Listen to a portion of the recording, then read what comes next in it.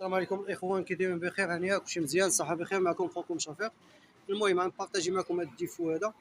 المهم هاد الاخ هذا راه خدا موطور من المكازا 110، والمشكل اللي لقينا فيه الموطور شويه ما كيتيريش مزيان، ولكن اللي قلبنا الموطور لقينا سميتو بالنسبه للبلاطو. هاد البلاطو المهم المشكل ديال البلاطو اللي كيديروا البلاطو بالنسبه هي الموطور عنده 110 ولكن داير ليه البلاطو 45، فهمتي؟ 45 اذا ما يسرحش في الطريق مزيان. هو في الطلعه راه عادي يطلع، ولكن في الطريق الطويله راه ما يعطيش مزيان. المهم واحد 20% غتكون ناقصه.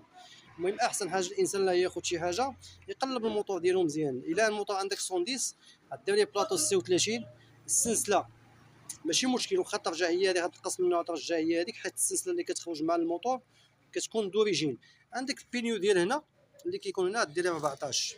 المهم بينيو 14 السلسله غترجع هي النيت دوريجين، حيت دوريجين ما كتبقاش اختها، فهمتي؟ من الاحسن ترجع لها الدوريجين ديالها اللي خارجه مع الموتور. ثاني حاجه البلاطو ما يخليش البلاطو 45 ما يسرحش في الطريق مزيان، خصك ديري بلاطو 36 راه كيخدم مزيان.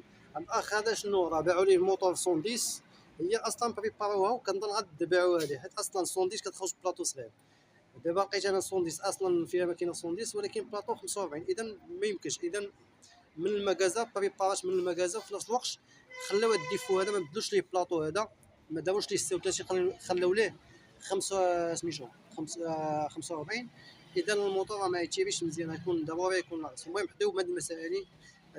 يلا السلام عليكم، الله يسخر. ما نساوش المشاركه في القناه. السلام عليكم.